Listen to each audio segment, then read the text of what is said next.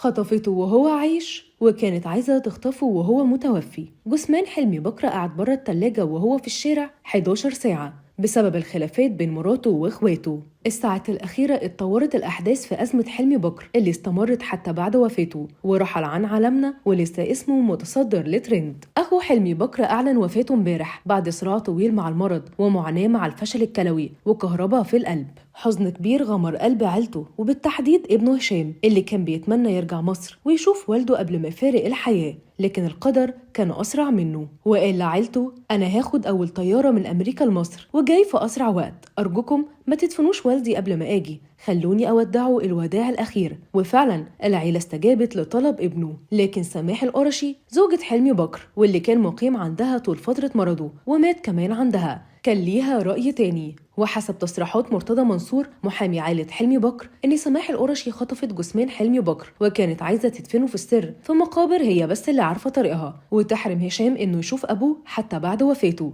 لكن قدر المستشار مرتضى منصور إنه يفشل خطتها وياخد كل الإجراءات القانونية بعد ما تواصل مع المسؤولين. وفي أحد الكمان على الطريق قدرت قوات الشرطة إنها توقف عربيات سماح القرشي وتتحفظ على جثمان الراحل حلمي بكر في ثلاجة مستشفى السلام الدولي لحد ما يوصل ابنه من أمريكا ويدفن والده بنفسه. ومن ساعات قليلة وصل بالفعل هشام حلمي بكر وقال في أول تصريحاته وهو على باب المطار: أنا لسه واصل حالا ودلوقتي أنا رايح أودع أبويا في المستشفى وبعدين نتكلم في أي حاجة تانية، وأنا رايح أشوف الأستاذ مرتضى منصور وهنطلع على النيابة النهاردة بالليل وهعلن على طول، وأنا بطلب منكم تدوني ساعة أروح أودع أبويا. أما على الجانب التاني فبررت سماح القرشي اللي عملته وخطفها لجثمان حلمي بكر وقالت: محدش يعزيني، أنا مش هقبل ولا آخد العزا في حلمي بكر غير لما اطمن عليه ويدفن لمثواه الأخير. ومين اللي بيقول عايز يحبسني ده؟ يحبسني ليه؟ علشان شلته طول فترة مرضه وما كانش حد جنبه طول الفترة اللي فاتت غيري؟ بقى الحبس هو ده اللي جزائي بعد كل اللي عملته مع حلمي جوزي؟